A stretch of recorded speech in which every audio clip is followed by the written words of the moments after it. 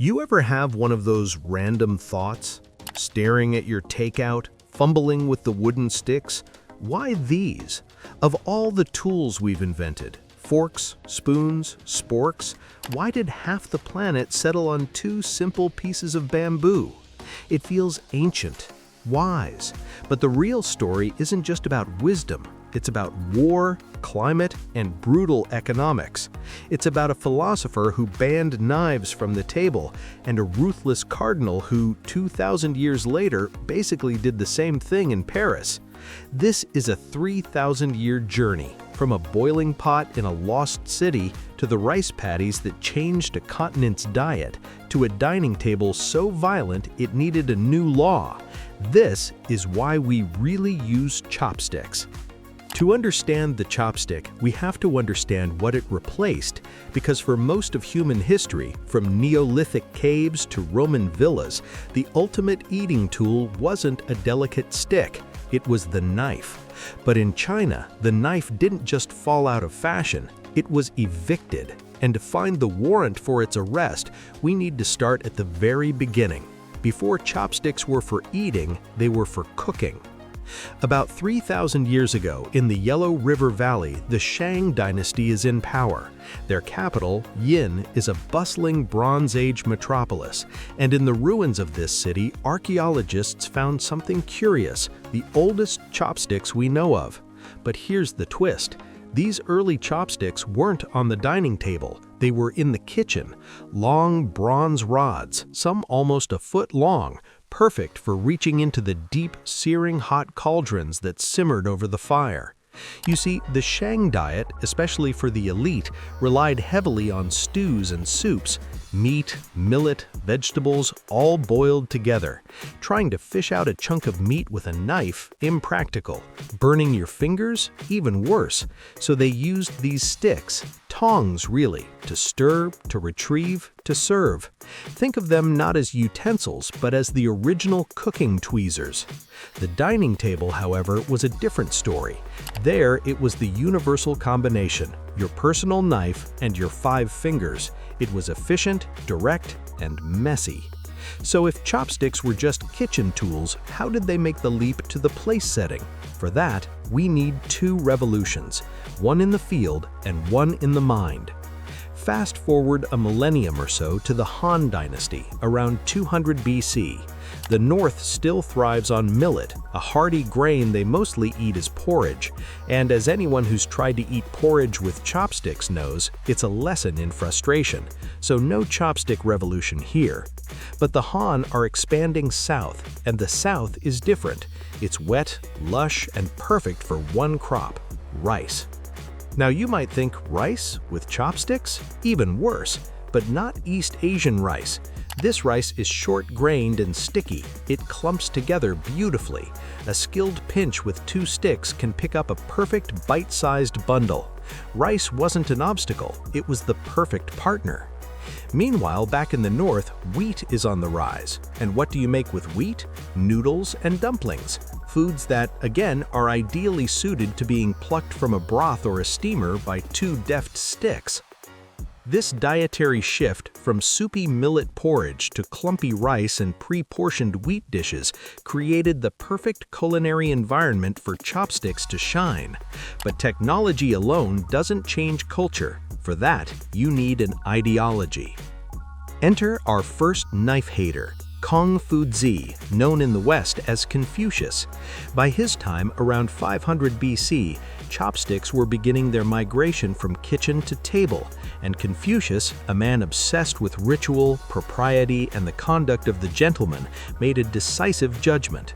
To him, the knife was a tool of violence, of the slaughterhouse, of war. It was barbaric. It had no place at the table of a refined, honorable man. A gentleman should not have to confront the instrument of an animal's death at his meal. The food should arrive at the table pre-cut, in polite, bite-sized pieces, ready to be eaten with the graceful, peaceful chopstick. He made such a big deal about it that his followers wrote it into the Book of Rites, one of the core texts of Confucianism. This wasn't just a suggestion, it was encoded into the philosophy that would govern Chinese bureaucracy and social life for millennia. The knife was banished from the gentleman's table. It retreated to the kitchen, where it belonged. The chopstick reigned supreme. It was elegant, peaceful, and civilized. But this solution, pre-cutting food, had a shocking hidden benefit that would shape empires. Let's talk culinary physics. Cutting meat and vegetables into small pieces before you cook them does something brilliant. It makes them cook faster, and faster cooking uses less fuel. Now consider China's population. Even 2,000 years ago, it was massive, about a quarter of the entire world. More people means less wood, less charcoal, less fuel to go around. Efficiency wasn't just nice, it was a matter of survival. The chopstick-centric diet, enforced by philosophy, accidentally created a hyper-efficient cooking system. It saved fuel. It also saved metal, precious bronze and iron that didn't need to be forged into millions of individual eating knives. Chopsticks? You could make them from bamboo, wood, bone, anything. They were cheap, renewable, and scalable for a civilization of millions. It was a perfect storm. Philosophy said it was right, economics said it was smart, and culinary practice said it worked. The knife was gone. But was the problem of knife violence at the table truly solved? Swipe forward 2,000 years and cross the globe to 17th century France. At the court of King Louis XIII, the real power is his chief minister, Cardinal Richelieu, a man of God, a political mastermind, and a host with a serious problem. In Europe, the knife never left the table. In fact, the knives on a noble's dining table were sharp, really sharp, essentially the same as a dagger or a hunting knife, and guests would use them for everything. Cutting meat, yes, but also picking their teeth, gesturing wildly during a heated debate. The dinner table was a potential crime scene. Richelieu, the ultimate control freak, was fed up. He didn't have a Confucian philosophy to fall back on. Banning knives entirely was unthinkable for meat-centric European cuisine, so he issued a simple, brilliant, and utterly pragmatic order. He commanded his staff to grind down the pointed tips of every knife in his household, to round them off, to make them useless as stabbing instruments. He invented the modern, blunt-tipped table knife. Two civilizations, one core problem, the dangerous pointed knife at the table. Confucius solved it with philosophy, popularizing the chopstick and banishing the knife to the kitchen. Richelieu solved it with a decree, blunting the knife but keeping it on the table. One chose replacement, the other chose modification. So why chopsticks? It was never one reason. It was a cascade. It started as a cooking tool in a Bronze Age stew pot. It found its perfect partner in the sticky rice of the South and the wheat of the North. A great philosopher sealed its status by branding the knife uncivilized. And in doing so, he accidentally engineered a system that saved fuel and resources for one of the world's largest populations. It's a story where climate, cuisine, philosophy, and sheer practicality collide. A story echoed 2 millennia later by a French cardinal who, facing the same messy human problem, came up with a completely different, equally clever fix.